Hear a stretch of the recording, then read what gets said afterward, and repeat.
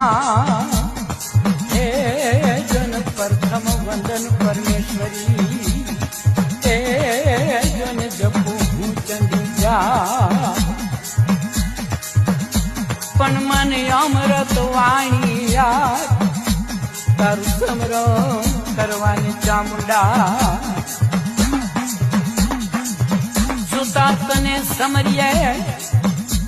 અને ઉઠીને સમરિયા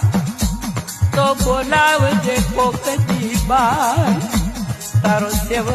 જાણીને ચામુંડા